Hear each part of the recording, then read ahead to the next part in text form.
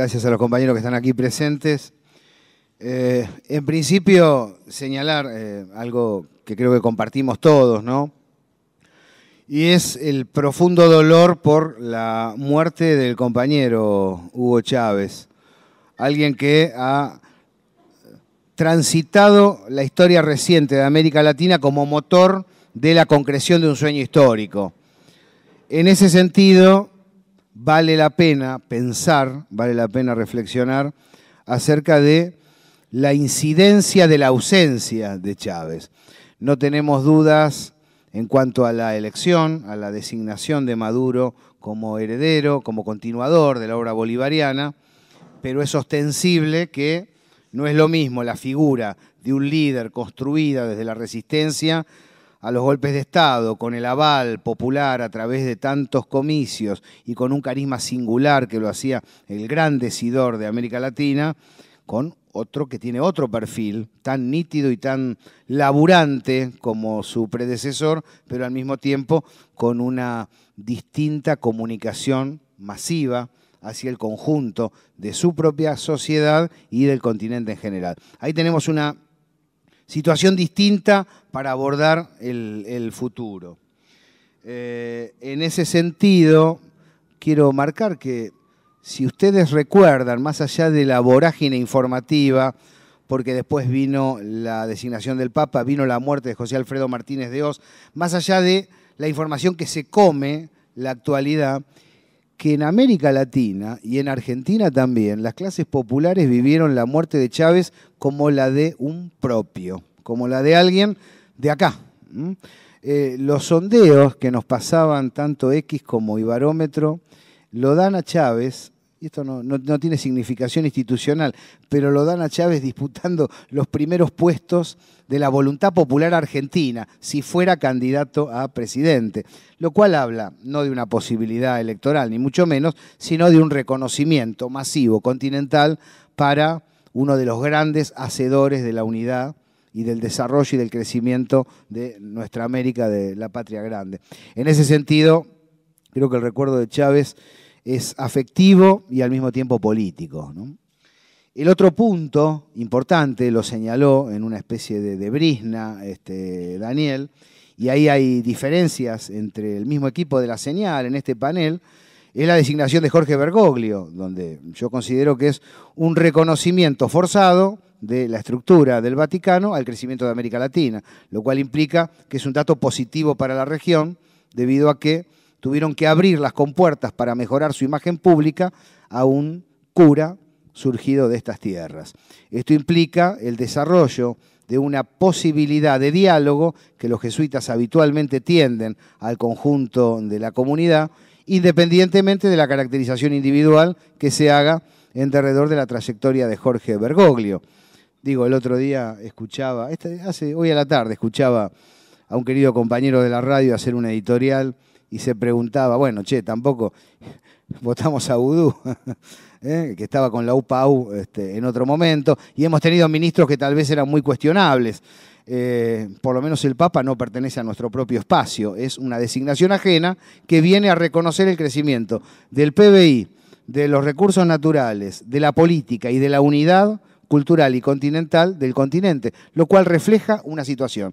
Al reflejar esa situación implica que es un dato a ser considerado, independientemente de la creencia que tenga cada uno sobre la cuestión. Y de este tema podemos debatir todo lo que crean. Pero a partir de ahí, como datos, surge el tema central, que sería la reelección de Cristina Fernández de Kirchner. Anticipo mi posición, que es favorable a la reelección de Cristina Fernández de Kirchner. En principio, debido a la obra de gobierno de los últimos 2 periodos en la República Argentina, donde cuando uno observa las quejas de algunas franjas, le da la sensación de estar escuchando a alguien que no vivió en el país entre el 96 y el 2002, por ejemplo, donde las personas perdíamos nuestras casas, nuestros autos, las escuelas de los chicos, donde prácticamente el trabajo era una especie de bendición divina, ya que hablábamos de esos asuntos, en lugar de ser un derecho social. la recuperación argentina del año 2003 en adelante es ostensible, es profunda, es visible y se concatena tanto en materia económico-social como en materia cultural, como en derechos civiles, sociales y humanos, en algunos casos como jamás hubiéramos previsto, en algunos casos con banderas que en los años 90 considerábamos que íbamos a seguir levantando simplemente porque eran justas y correctas, pero que no iba a emerger un gobierno nacional que las pusiera sobre la mesa, las aplicara y las condujera hacia su desarrollo más pleno. Porque se desplegó la paritaria como elemento de negociación colectivo de los trabajadores, factor central de el equilibrio interno de la nación, del desarrollo productivo y del bienestar de las familias, porque se dispuso la asignación universal por hijo, porque se iniciaron los juicios contra los violadores de los derechos humanos, porque se recuperó yacimientos petrolíferos fiscales, un hecho notable en la historia argentina, de una empresa que pensamos perdida para siempre, entre muchos otros factores, y también porque se le devolvió a los jóvenes la voluntad de hacer política, al represtigiar la política como elemento constructor de vida en nuestra comunidad. Pero ustedes se preguntarán, está bien, esa es la obra de gobierno, pero ¿conviene reelegir a Cristina? Bueno, tenemos algunos datos. Primero que Cristina Fernández de Kirchner es la líder principal del sector que lidera la opinión pública. Es decir, de esta franja de conjunto, esta especie de frente que se fue articulando con el peronismo histórico, con los sectores de centro-izquierda, con las franjas populares de muy variado origen, este conglomerado que se ha dado en llamar kirchnerismo tiene a Cristina Fernández de Kirchner como el mejor candidato posible ante el pueblo argentino. Pero además, porque, y hablábamos de Chávez, hablábamos de Maduro, no es lo mismo un líder que alguien que se despliega como heredero sin haber construido lo anterior. Pero esto no sería grave si no revelara algunas deficiencias internas importantes, porque lo cierto es que no hemos generado desde el campo nacional y popular cuadros que estuvieran en la posibilidad de desarrollar la continuidad de este ciclo. Tenemos valores realmente importantes dentro de nuestro espacio, pero da la sensación que candidateables no aparecen en contraposición con las posibilidades que posee Cristina Fernández de Kirchner. Y al mismo tiempo aparece otro tema de debate, y es que una política de alianzas aceitada, potente, profunda, abarcativa, ganadora, podríamos decir en términos estadísticos, ha generado también una situación complicada. El que más mide dentro del espacio frentista conocido como kirchnerismo, aun cuando tenga diferencias internas, si no es Cristina, es Daniel Scioli. En todas las encuestas aparece como el subsiguiente candidato potable para ser electo. ¿Esto qué quiere decir? Si hay una elección sin Cristina Fernández de Kirchner, este espacio que hoy configuró la política nacional en la última década, ¿va a votar a Daniel Scioli? Bueno, es un interrogante que debemos hacernos a la hora de plantear la cuestión.